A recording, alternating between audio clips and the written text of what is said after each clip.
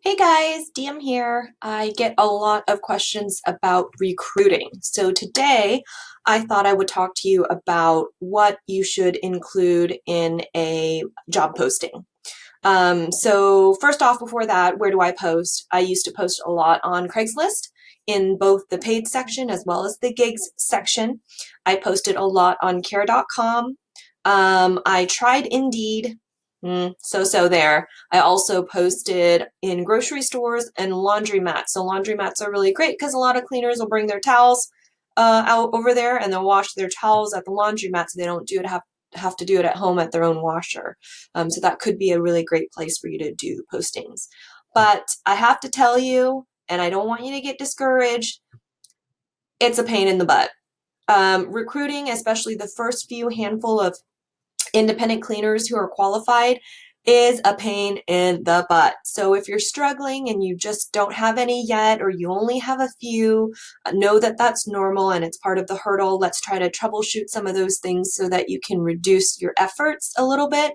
But I promise once you get a few cleaners on board and you treat them right and you meet their expectations and their pay is right for them, you're not going to have to worry about it anymore. So now I'm at about 20 to 22 cleaners at a time at any given time. But from when I had about like four, I think, I just started getting referrals. And now I don't ever post on online anymore practically, unless I'm ramping up and I need more than just referrals. But right now I just get referrals. They're happy. They send friends and families and colleagues over, and it's all going super good. So there's a light at the end of the tunnel. That being said, let's talk about 6 components that I think are a must on your job postings. If you want to do them yourself, I think this video will be helpful, but do know that I'm going to be providing some of this content on the online store at cleaningcashflow.com. So when that's available, I will send that out to you guys and let you know in case you want to use my stuff. But okay, component number 1. First off, you're going to list obviously what the job is. So I'm not going to say like obvious things like that, right? But the first thing you want to do is you're going to want to list the benefits of working with your agency. And obviously that's not benefits like healthcare or vision. They're not employees and they're not going to get any of that.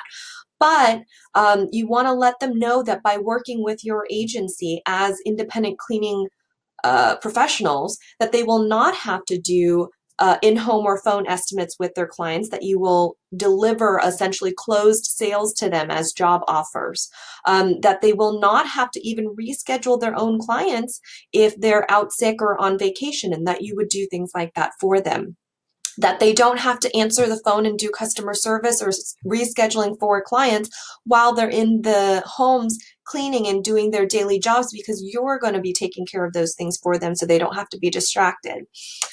You're going to do the billing and invoicing for them. You're going to be paying for the 3% credit card fees for them. And so all of these benefits that they have, what we would consider as non-billable time for cleaners, you're taking on. So that means that almost all of the time that they're putting towards their work is going to be paid time or paid efforts, right?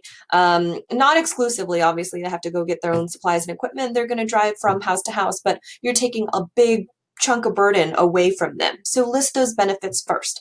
Once you hook them in, you're going to want to make them feel not threatened. So you're going to let them know that working with your agency, they can still have their own clients, and you should not feel threatened by that, because you're going to treat them so good that they're going to want to keep working with your agency. So, and we'll talk about what that means a little bit later, but they can even register with other agencies if they want to. And the point is you're going to treat them so good that you're not going to be afraid to lose them to things like that. And then component number 2 is the pay breakdown. So of course you're going to tell them that they're going to earn a percentage of the job. You're going to also want to be upfront. You have to list what that percentage is, but that doesn't really mean anything to them because they don't know what you're going to charge your clients. So give it to them in a way that they're going to understand. So you might say, hey, cleaners earn X percentage per job, which usually breaks down to an average of X dollar range per hour or X dollar range per week, something that's tangible for them. But really importantly, to follow that, component number 3 is going to be conveying that in a way that lets them know the client is paying for their services, and that the services that you're providing for them is free of charge to them, but the client is paying you or your agency for the services that you are providing to the client. And why that's a distinction is because you don't want a cleaner to feel like you're taking a percentage of their work, because it's a lot harder to swallow that and feel like, yo, you're busting butt out here and somebody's just answering a phone call and getting a big chunk of your pay. It's not that. You're not taking a percentage of their pay. The client is just paying your agency and the cleaner 2 separate ways. And so one percentage is to them, the other percentage is to you for your work. Component number 3 is to list the I already did 3. This is 4 now.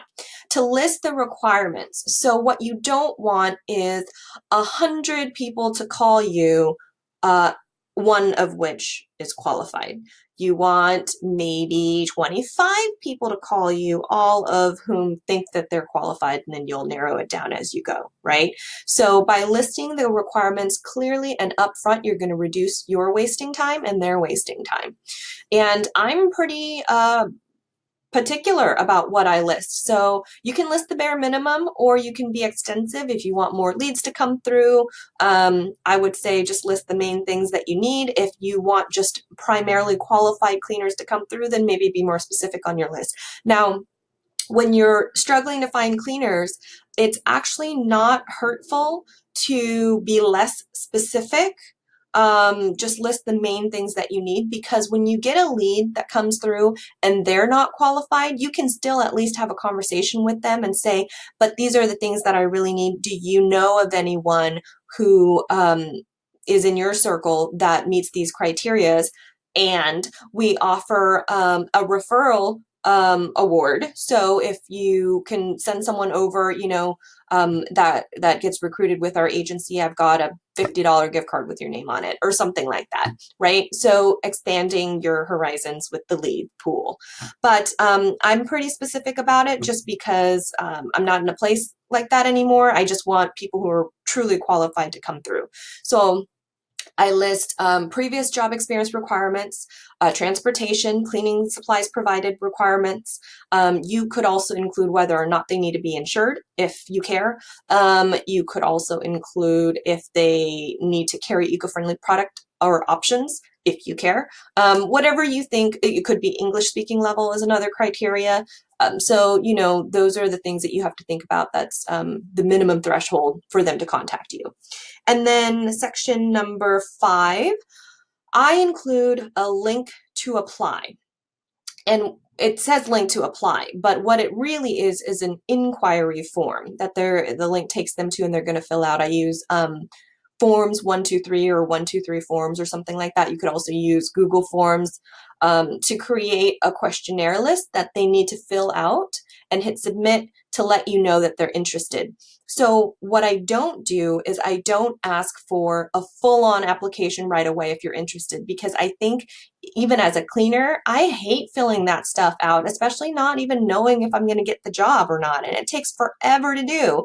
And as the agency, I really don't even care about that stuff yet, like your previous experience, people that I need to call, because I'm not going to call them right now. I just need to figure out if you're really qualified based on some screening questions. So these questions that I have on the form is pretty much exactly the content of what I need from you in the job posting, but now I'm asking you if you meet them line item by line item, so that you can say, yes, I do have cleaning supplies. Yes, I do have transportation. Yes, I do have experience. So when you hit submit and I see all this, I'm like, okay, now this is worth me calling back. If there's not, then I just add this contact into my email list campaign that I send out periodically for people who have shown interest in working with the agency but didn't qualify or did qualify. And those are great contacts for you to send out later when you do need cleaners again, to say, hey, we have openings again. If you know of anyone, we do offer a $50 referral gift card or something like that, right? To expand on those leads that are coming in. And number 6, the last thing that I think is really important to include in a job posting is who should not, who the job would not be good for. So maybe like one glaring component is people who are wanting to onboard with you and register with your agency, and then Monday morning they want a 40-hour work week schedule.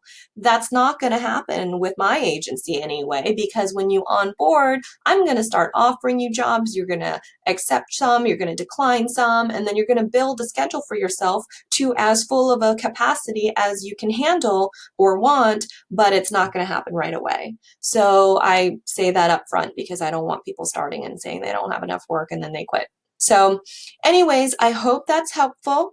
I'll keep you posted on when my job posting comes out in the online store, and leave some comments below. Let's get a conversation going about this. Okay, bye.